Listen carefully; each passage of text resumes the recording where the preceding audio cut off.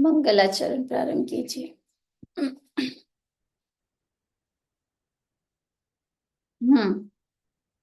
बोलिए।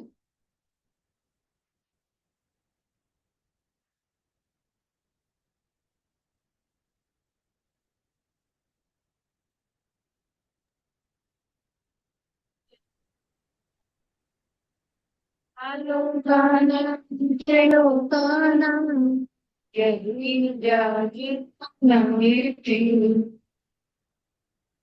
बोलिए द्वादशांगमयी जिनवाणी माता की। जय हो। अहिंसामय जिन धर्म की। जय हो। पंच परमेष्टि भगवान की। जय हो। जय हो। गुणव्रत अधिकार, जिसमें दिग्व्रत और अनर्थ दंड व्रत की चर्चा हम कर चुके हैं। कल की कक्षा में हमने देखा था भोग और उपभोग परिमाण व्रत का स्वरूप, यानी जो परिग्रह परिमाण व्रत में सीमा बांधी थी, उस सीमा में भी भोग और उपभोग की वस्तुओं में और अधिक सीमा करना और अधिक मर्यादा करना, उसे भोग उपभोग परिमाण व्रत कहते हैं। अर्थ बताओ, यानी प्रयोजनभूत जो वस्तु जो हमारे दैनिक जीवन में आवश्यक वस्तुएं हैं, उन परिमाण की हुई वस्तुओं में और अधिक परिमाण करना, ये भोग उपभोग परिमाण रहते हैं। आज हम देखेंगे भोग और उपभोग का लक्षण। श्लोक नंबर 83 83 137 पेज पर। भुक्त्वा परि 137 137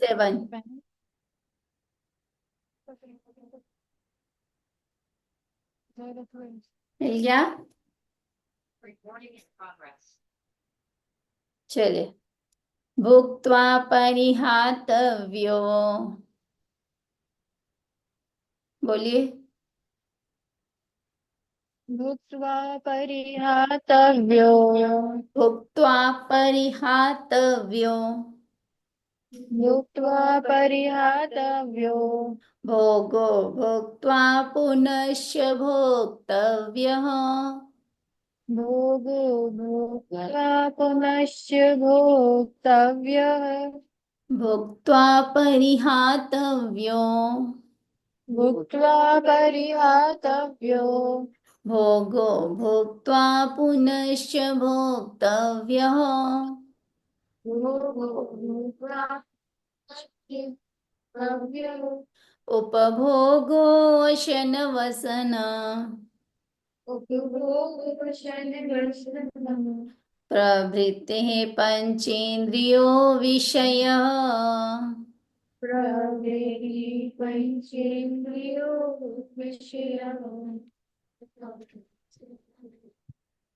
भोग, देखिए भोग और उपभोग परिभाषा हमने पढ़ी हुई है, यानी जो वस्तुएं एक बार भोगने में आवे उसे भोग कहते हैं, और जो बार बार भोगने में आवे उसे उपभोग कहते हैं। तो यहाँ भोग और उपभोग का लक्षण दिया है।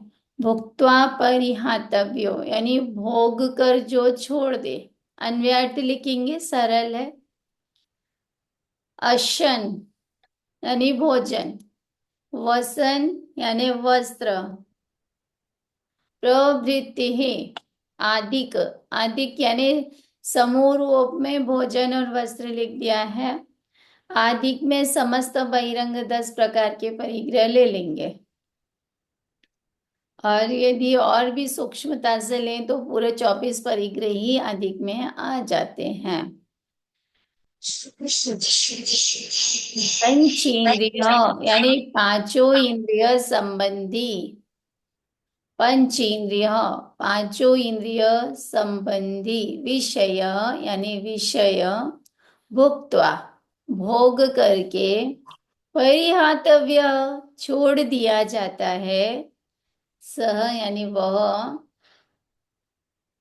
भोग भोग है, च यानी और, भुक्त्वा भोग करके, पुनः यानी फिर, भोक्तव्य भोगने योग्य वस्तु, उपभोग, हाँ उपभोग है। भावार्थ, जो पदार्थ बार बार भोगने में आता है वह उपभोग कहलाता है। जैसे वस्त्र, आभूषण आदि। जो एक बार भोगने के बाद फिर भोगने योग्य नहीं रहता वह भोग कहलाता है। जैसे भोजन, गंध, माला आदि। आदि में सभी ले लेना। जो वस्तुएं पुनः प्रयोग नहीं होती उनको भोग कहेंगे।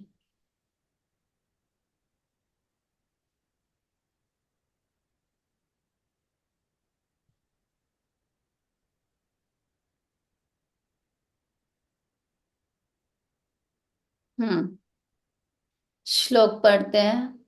भुक्त्वा परिहातव्यो भुक्त्वा परिहारभ्यो भोगो भोक्त्वा पुनश्च भोक्तव्यः।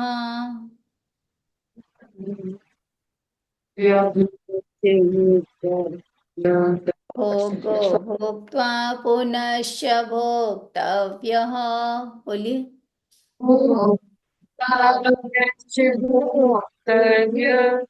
उपभोगो शनवसन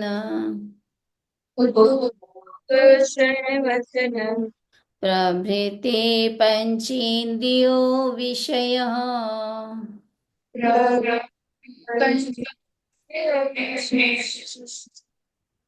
पढ़िए, प्रारंभ कीजिए। भूतो भूत्वा पुनश्च भोक्तव्य भू उपभोगो तन्वतनं प्रभृति पंचेन्द्रियो विषयः। आगे।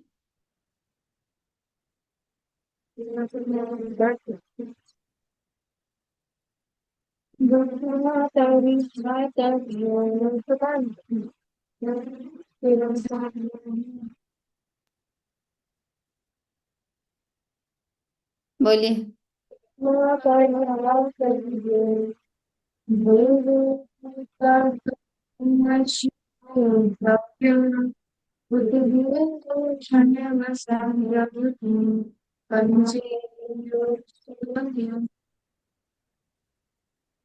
सही पढ़ा है इन्होंने। उसमें सन के बाद ही प्रवृत्ति की प्रवृत्ति बाद वाली बात करता है। नीचे की पंक्ति वापस पढ़ेंगे।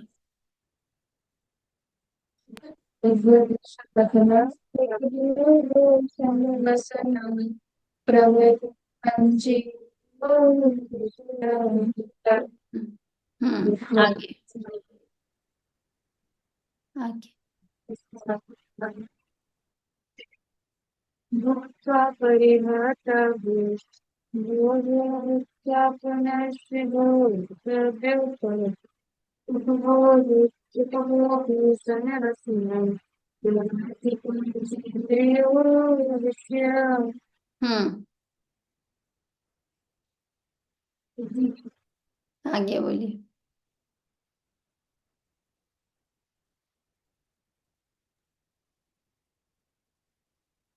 द्रव्य परिहातव्यो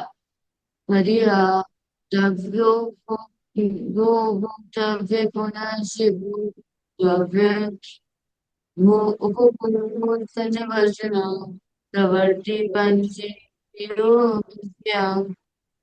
हम्म अब आगे का श्लोक देखते हैं। यहाँ क्या कहा कि पहले परिग्रह भोगोपभोग में परिमाण बताया कि परिग्रह परिमाण में जो प्रयोजनीय वस्तु है उनका परिमाण करना, उनकी मर्यादा बांधना, वह भोगोपभोग परिमाण व्रत है। अब श्लोक नंबर 84, 84 नंबर के श्लोक में बता रहे हैं कि परिमाण किसका बांधना। 83 में बता दिया कि जो प्रयोजनीय है। 82 में जो प्रयोजनीय है यानी हमारे अनुकूल है, हमारे सदाचार के अनुकूल है, जिनमें बहुत हिंसा नहीं है, उनका परिमाण करना। अब इसमें कह रहे हैं कि आगे के श्लोक में बता रहे सर्वथा त्याग, यानी ऐसी कौन कौन सी वस्तु हैं जिनका परिमाण नहीं किया जा सकता, मर्यादा नहीं बांधी जा सकती, यानी जिनको एक दो दिन या महीने, मास, वर्ष के लिए न छोड़कर जो हमेशा के लिए त्याज्य हैं, ऐसे पदार्थों को यहाँ बता रहे हैं। तो यहाँ आचार्य देव ने 4 प्रकार के मकारों का वर्णन करेंगे। 3 मकार, मध्य, मांस और मधु। इनमें त्रस हिंसा होती है। अच्छा, एक बात बताओ, मध्य, मांस, मधु, इनका परिमाण किया जा सकता है क्या? आज हम रात्रि में नहीं खाएंगे या 4 दिन नहीं पिएंगे, क्या होता है इनका? नहीं। इनका परिमाण नहीं किया जाता। इन तो हमेशा, यानी सर्वथा, सर्व ओर से त्यागने योग्य है, यानी समस्त द्रव्य क्षेत्र काल भाव में कभी भी इसका प्रयोग नहीं किया जा सकता। इसका बता रहे हैं, श्लोक पढ़ते हैं 84। त्रसहति परिमा त्रसहति परिणार्थम, परिहार्थम। त्रसहति परिहरणार्थम, परिहरणार्थम।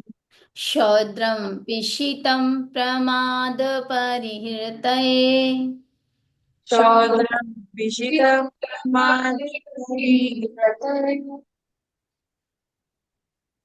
मद्यं च वर्जनीयम्, मद्यं च वर्जनीयम्। जिनचरिणौ शरणमुपयाते।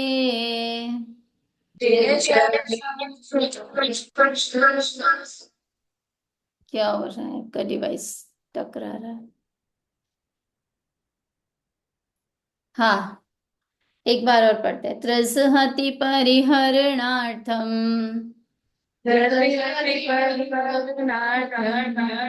श- थोड़ी दूरी पर बैठेंगे ना तो नहीं टकराए, कोई बात नहीं, एक म्यूट कर लो, हो सकता है उससे नहीं टकराए। शौद्रम पिशितम प्रमाद परिहृतये, शौद्रं विशितं प्रमादपरिरते। मद्यं च वर्जनीयम्, मद्यं च वर्जनीयम्। जिन चरणौ शरणमुपयात ही। चरणौ शरणं याते। जिन चरणों यानी जिनेन्द्र देव के चरणों की, शरणम यानी शरण, उपयात ही यानी जिन्होंने प्राप्त की है, अर्थात जिन्होंने जिन धर्म को, जिनेन्द्र भगवान की आज्ञा को माना है। उपयात ही, ऐसे श्रावकों के द्वारा, त्रसहति परिहरणार्थम, त्रस जीवों की हिंसा के निवारण के लिए, यानी त्रस हिंसा से दूर होने के लिए। शौद्रम, शूद्र कहते हैं छोटे छोटे जीव, विकलत्र है। तो कह रहे इसमें त्रस, त्रस में कौन कौन आ जाते हैं? त्रस 2 से लेके 5 इंद्रिय तक जीव। 2 इंद्रिय से लेकर के 5 इंद्रिय तक के जीव, यानी छोटे छोटे जो जीव हैं उनका जो पिंड है, ऐसा शौद्रम, यानी मधु, पिशितम मांस, च और प्रमाद परिहृतये, प्रमाद का परिहार करने के लिए, मद्यम मदिरा, वर्जनीयम छोड़ने योग्य है। भावार्थ, जो जिनेन्द्र देव की शरण को प्राप्त हुए हैं, अर्थात जैन धर्म के धारक हैं, ऐसे श्रावकों को द्विंद्रियादिक त्रस जीवों की हिंसा से बचने के लिए मधु और मांस का त्याग करना चाहिए तथा प्रमाद से बचने के लिए मदिरा का त्याग करना चाहिए। यहाँ की भाषा में प्रमाद किसे कहा, क्योंकि जब मदिरा जीव पी लेते हैं तो उसे विवेक नहीं रहता। ये माता है, स्त्री है, ये बहन है, इस प्रकार के विवेक खो देते हैं। इसलिए कहा ऐसे प्रमाद को दूर करने के लिए मदिरा का त्याग करना चाहिए। देखिए यहाँ पर त्रस हति परिहरणार्थम। अच्छा, त्रस हिंसा का त्यागी कब हो गए थे? अपन ने अणुव्रत पढ़ा था ना। अणुव्रतधारी कौन सी हिंसा का त्यागी होता है, त्रस या स्थावर? त्रस हिंसा का त्यागी तो वही हो गया था। लेकिन फिर भी आचार्य देव को विकल्प आया कि यहाँ भी किसी को यदि विवेक न होवे और वो कहे हम प्रत्यक्ष में त्रस हिंसा नहीं करते, प्रत्यक्ष में चींटी आदि नहीं मारते, लेकिन इनका प्रयोग करते हैं तो उनके त्रस हिंसा निरंतर हो रही है। तो यह तीन मकार को लिया, मद्य, मांस और मधु। मद्य और मांस में त्रस हिंसा, त्रस जीव निरंतर उत्पन्न होते रहते हैं।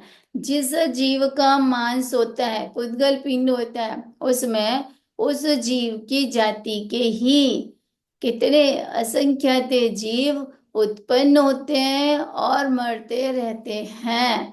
दूध में भी यदि दूध मर्यादा के बाहर का हो गया तो जिस जीव का दूध है, यानी गाय का दूध है, तो कहते हैं कि गाय के आकार के ही उसमें असंख्यात जीव उत्पन्न हो रहे हैं और मर रहे हैं अमर्यादित दूध दही में। इसीलिए तो अपने यहाँ मर्यादित दूध दही का ही प्रयोग बताया है। हाँ,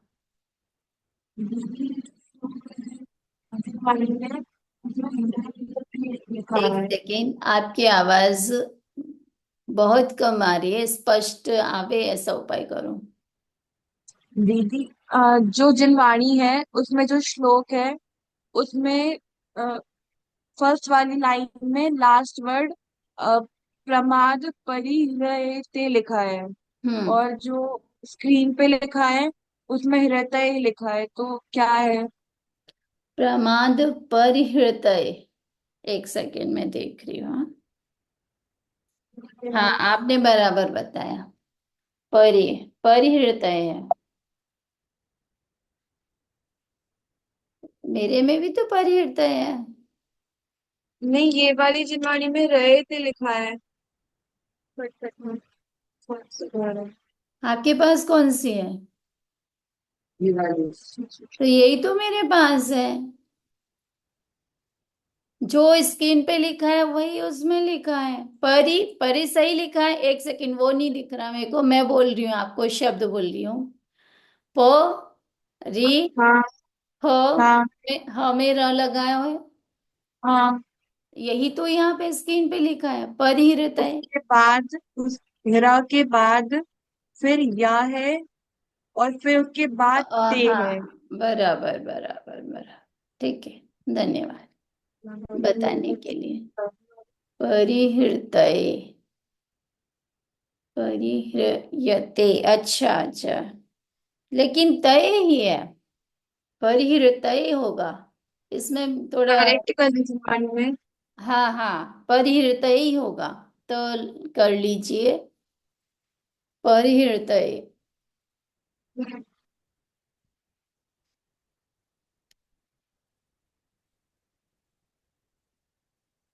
हम्म, सही है, परिहृतय।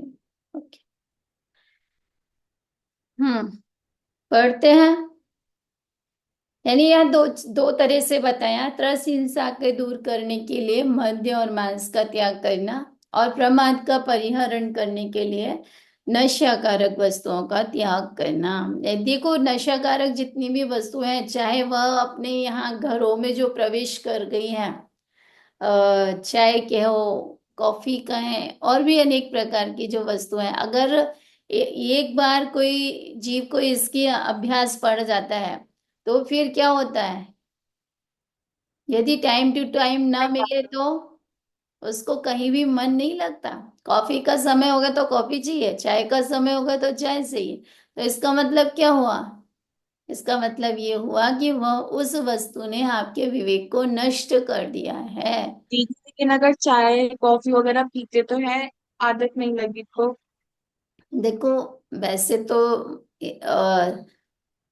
सही उपाय तो यही है, राजमार्ग तो यही है कि ये सभी वस्तुएं हमारे स्वास्थ्य में कोई विशेष लाभ तो पहुंचाती नहीं है, बल्कि यदि इनका व्यसन पड़ गया, आज नहीं पड़ा तो धीरे धीरे बाद में पड़ेगा। जैसे तंबाकू खाना शुरू करते हैं, कोई जीव कभी शराब नहीं पीते, कभी कुसंगति में पड़कर एक दिन पिएंगे, एक ढक्कन ली, फिर थोड़ा ली, फिर वो क्या होता है, एक दिन वो व्यसन बन जाता है। तो जो चीजें अभक्ष्य भी हैं और हमारे स्वास्थ्य के लिए कोई लाभकारक भी नहीं है, जिनसे कोई फायदा भी नहीं हो रहा, एकमात्र क्या कहें वो कंपनी बनाने के लिए उपाय है ना, कि सब एक साथ में आज तो चाय पियेंगे, वो भी क्यों हुआ? कि ऐसा क्यों नहीं होता कि चलो आज हम दोपहर का भोजन साथ में करेंगे, मौन पूर्वक करेंगे, हम अपने कुलाचार को छोड़ करके अन्य चीजें अपना कर, वो कभी ना कभी व्यसन रूप में आ ही जाती है। और मैंने देखा है, आज आप घर की कॉफी पी रहे हैं, कल और बाजार में कौन सी कॉफी पियेंगे और कितनी महंगी पियेंगे, वो सब व्यसन में ही आ जाएगा। और ज्यादा करके देखा है, जो जीव कॉफी या चाय पीते हैं और रात्रि में यदि वो स्वाध्याय भी कर रहे हैं, पढ़ाई कर रहे हैं, तो फिर उनको क्या रहता है, क्या विकल्प आता है? भोजन तो करना नहीं है, क्योंकि भोजन हम जैन हैं, हमने बचपन से किया नहीं, शरीर भी नहीं मांगेगा। और यदि नियम नहीं होगा तो रात के 12 बजे भी वो कॉफी चाहिए रहती है। होता है कि नहीं होता? तो बस, लेकिन नहीं पड़ी ऐसी आदत कभी, बस टेस्ट के लिए थोड़ी बहुत पी ली, आदत बिल्कुल भी नहीं है। नहीं अभी मतलब रह नहीं है, सकते हैं। ये अच्छी बात है, ये बहुत अच्छी बात है, आदत नहीं है। पर होता यही कि बचपन में आदत नहीं होती है, बचपन में शुरुआत होती है, लेकिन बड़े होते होते फिर इसकी आदत बन जाती है। इसलिए जिन चीजों से हमारा व्यसन बने, हम उसके पराधीन हो, उससे अच्छा उससे पहले ही उसे छोड़ दें। अभी श्रावकाचार्य जी में जब आप इसका प्रकरण पढ़ेंगे अंदर अंदर, तो इसमें यही चीजें दी है। क्योंकि उस समय चाय कॉफी नहीं चलती थी पंडित जी के समय में, तो उस समय भांग तमाकू ये चीजें चलती, अफीम। तो उन्होंने कहा है कि जो भांग पहले तो शौक में पीते हैं, फिर क्या होता है, फिर उसके पराधीन हो। जैसे आपने कई जीवों को देखा होगा, सुबह उठते ही यदि उनको बैठी ना मिले तो क्या होता है उनको, उनकी पेट दुखने लगता दिनचर्या है। शुरू ही नहीं होती। तो ये क्या हुआ बेटा, ये हुई ना पराधीनता, हुई कि स्वाधीनता हुई? और जो नहीं पीते उनको सुबह उठते से बढ़िया उनकी दिनचर्या शुरू होती है, पूजन पाठ करते हैं, और 10 बजे 11 बजे जब जाकर के कुल्ला मंजन किया, अपना भोजन किया। तो पराधीनता हो जिन कार्यों से, वो कार्य दूर से ही त्याग देने योग्य हैं। चलिए पढ़ो आगे, श्लोक पढ़ते हैं।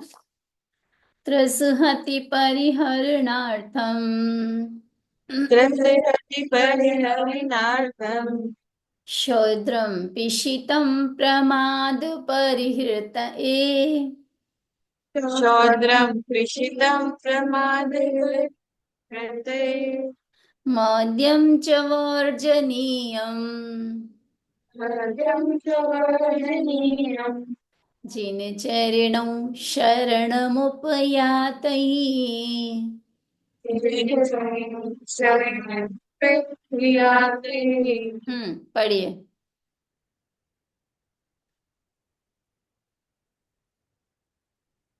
रसहति परिहरिणार्थम् शौद्रं पिशितं प्रमादपरीरतये मध्यं च वर्जनीयम् जिनचरणो शरणमुपेयाते। हम्म आगे।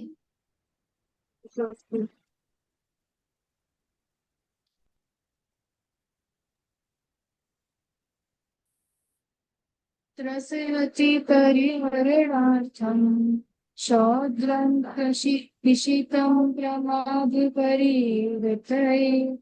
मद्यं च वर्जनीयम् जिनचरणं शरणं आगे।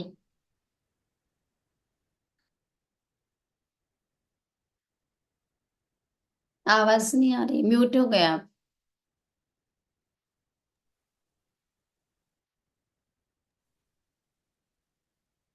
रसयति परिहरिणार्थं क्षुद्रं प्रेषितं समाधिपरिहृतैः मध्यं च वर्जनीयम् जिनचरेणु शरणं प्रयाते। उपयात ही। हाँ, आगे।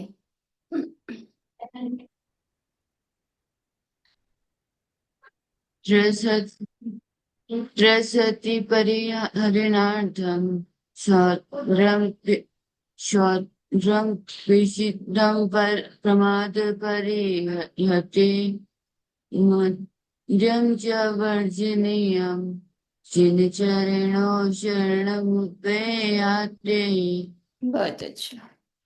एक और ले लें अभी, समय है, रहने दो। चलो, कल रविवार है। हाँ दीदी एक बार हो जाएगा। हो जाएगा। चल। हाँ। अल्प फल बहु विघातान, मूल कमार्द्राणि शंग वेराणि।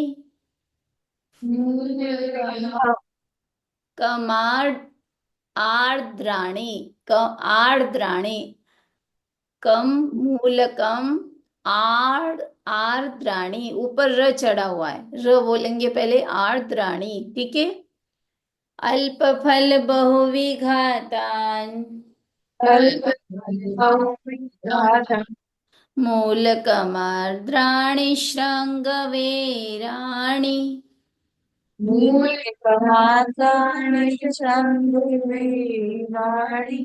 नवनीत निम्बकुसुमम्,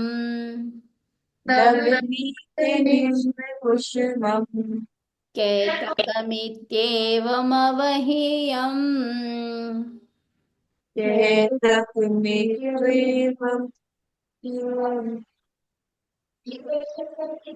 कैतक,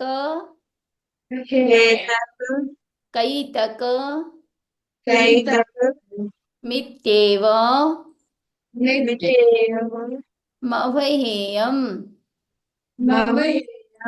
इसको संधि विच्छेद करेंगे तो कैसे होगा? कैतकम इति एवं अवहेयम। अवहेयम माने छोड़ने योग्य है। इति एवं इस, हाँ, इसमें तो अपने यति लिखा है। अवहेयम म कर लो, अवहेयम। कैतक मित्येव मवहेयम, छोड़ने योग्य है। कैत, अब क्या क्या छोड़ने योग्य है? देखिए, बात चर्चा किसकी चल रही है? भोगोपभोग परिमाण व्रत की। और आचार्य देव यहाँ क्या बता रहे हैं? ये देखो, फूल भी यूज मत करो, उसमें भी बहुत जीव राशि होती है। ये क्यों बताने की आवश्यकता पड़ी? कि जो अणुव्रत लेके आए हैं उसने तो त्रैस हिंसा का त्याग वहीं कर दिया। उसके बाद भी आचार्य देव यहाँ क्या बता रहे हैं? ये निम्ब कुसुम, नवनीत, श्रृंगवेराणी, ये इनमें भी और बहुत बहुत जीवों की हिंसा होती है, इसलिए ये भी त्याज्य है। क्योंकि आचार्य देव देखो कितनी एक एक बात खोल के बता रहे हैं। क्योंकि कई, आपने देखा होगा, कई जीव उपवास करते हैं, व्रत करते हैं, लेकिन श्रृंगार ऐसा करते हैं पूरा हिंसक होता है। तो बताइए वो उपवास का फल कितना लगेगा? आप 10 जीवों के घात से जो कॉस्मेटिक उत्पन्न हुए हैं उनका प्रयोग कर रहे हैं और इधर उपवास कर रहे हैं। बताओ कितनी मात्रा में धर्म हो जाएगा?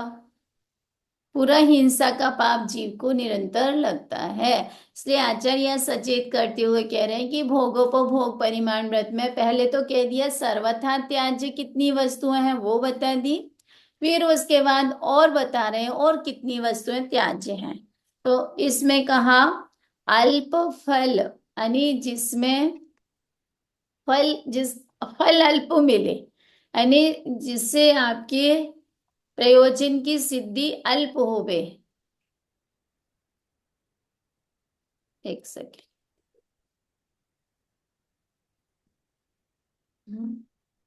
हम्म ये नहीं।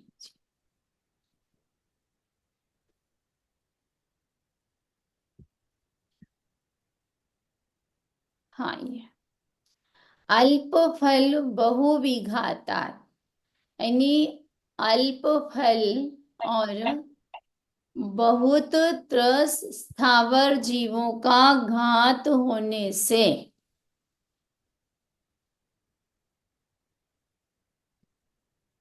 अल्प फल और बहुत त्रस स्थावर जीवों का घात होने से मूलकम, मूलकम कहते हैं मूली आदि, जो मूल से उत्पन्न होते हैं, मूलकम। आर्द्राणी यानी सचित्त, जैसे अदरक आदि। श्रृंगवेराणी, ओ श्रृंगवेराणी, यहाँ अदरक पर श्रृंगवेराणी लिखा है, यहाँ नहीं लिखना है। श्रृंगवेराणी कहते हैं बेर को, जो झाड़ियों पे बेर आदि लगते हैं उसको श्रृंगवेराणी बोलते हैं। आर्द्राणी के स्थान पर आप लिखिए अदरक, और श्रृंगवेराणी यानी झाड़ियों के बेर आदि। नवनीत यानी मक्खन, नींब कुसुमम नीम के फूल, और केतकी केवड़ा के फूल, इति एवं इसी प्रकार के अन्य पदार्थ भी अवहेयम छोड़ने योग्य हैं। भावार्थ,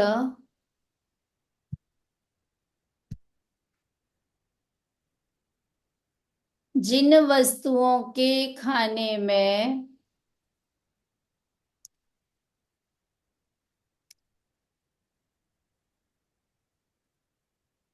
फल तो थोड़ा है किंतु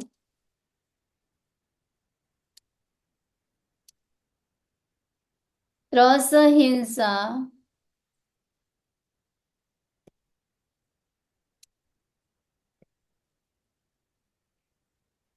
बहुत होती है, वे तो त्याज्य ही हैं। किंतु जिनमें अनंत स्थावर कायों की हिंसा होती है, ऐसी मूली गाजर आदि सब प्रकार के गणंत ने जमीकंद, मक्खन, नवनीत का मतलब मक्खन, जो बाजार से आते हैं ना, क्या बोलते हो आप उसको, मक्खन को? मक्खन, श्री हाँ बटर, हाँ ऐसा ही कुछ बोलते हैं।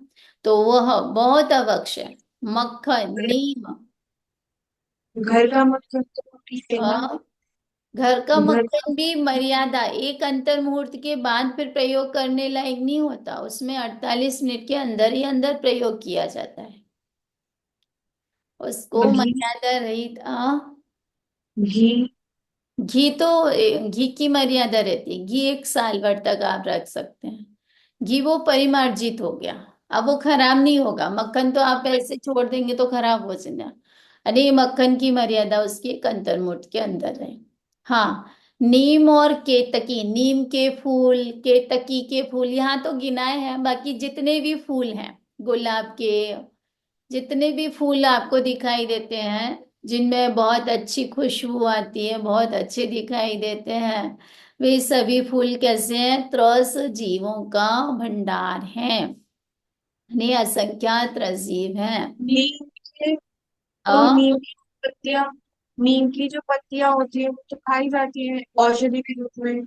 हाँ, नीम की पत्तियों में भी 2 तरह की पत्तियां होती हैं, आपने देखा होगा। जो नवीन पंक्तियां निकलती हैं उनको बोलते हैं कौपल, और जो पुरानी थोड़ी पंक्ति जिनमें रेखाएं बन जाती हैं, जो बड़ी हो जाती हैं, तो वह देखो, वनस्पति आपने पढ़ा होगा साधारण और प्रत्येक 2 प्रकार की होती है। तो जो कौपल है वह साधारण वनस्पति है। साधारण वनस्पति में अनंतनी गोदियां जीव होते हैं उसके आश्रय से।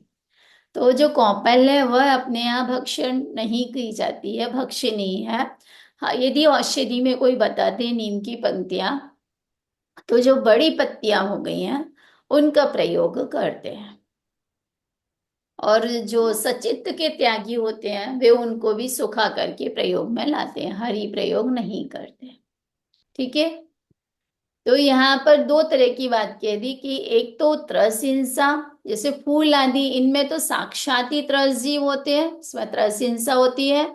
और जमीकंद आदि है जो गणंत है, उनमें बहुत स्थावर हिंसा होती है, यानी इनमें अनंत निगोदिया जीव राशि होती है, यानी कहाँ अनंत। तो इसलिए जो साधारण वनस्पति है उसमें अनंत निगोदिया जीव राशि है, और जो प्रत्येक हो जाती है उसमें असंख्यात है। अब प्रत्येक में भी सप्रतिष्ठित और अप्रतिष्ठित, जो सप्रतिष्ठित है वह अनंत निगोदिया जीव राशि का घर है, यानी जो आलू है, गाजर है, मूली है, ये सप्रतिष्ठित वनस्पति है। इसलिए कहा कि जिसमें बहुत स्थावर हिंसा हो और जिसमें त्रॉस हिंसा हो, उनको सर्वथा ही त्याज्य हैं, हमेशा ही त्यागने योग्य हैं। चलिए, अभी समय हो गया है तो इसका अभ्यास हम कल की कक्षा में कर लेते हैं। आज स्कूल है तो अभ्यास कर लेते हैं इसका, फिर कल की कक्षा करते हैं। हाँ, बोलिए, एक बार मैं बोलती हूँ। अल्प फल बहुविघातान,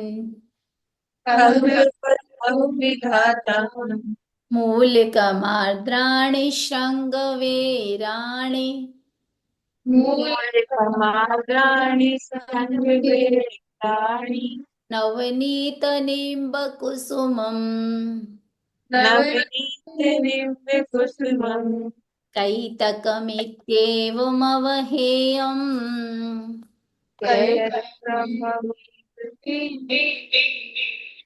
कैतकमित्येवमवहेयम्।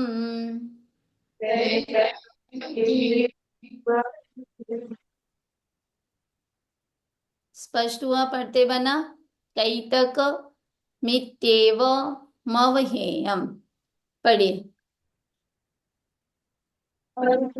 बहुविघाता बहुविघाता अल्पफल बहुविघाता मूलकमाद्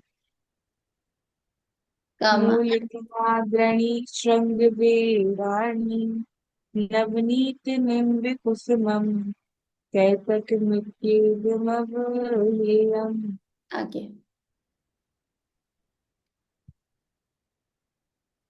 बोलिए।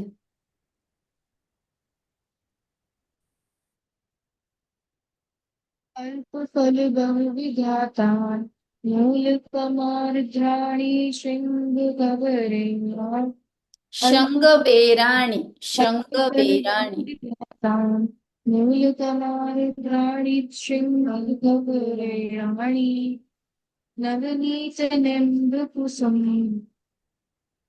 कैतकमित्येवमवहेयम्।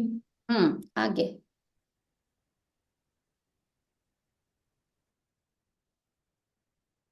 पढ़िए। बहुविघातान् मूलकमाद्राणि शृङ्गवेराणि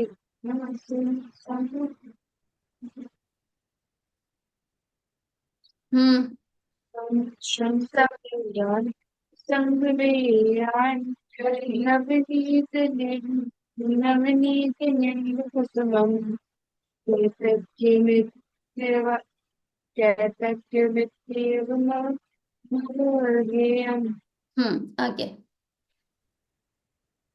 अल्पफलभोविघाता मूल मूलकमा प्रमादानि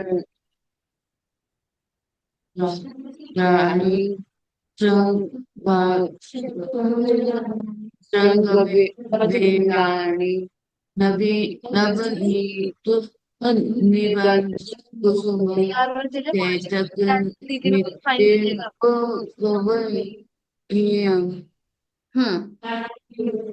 चलिए, आपकी सबकी कॉपी तैयार है इसकी? हाँ,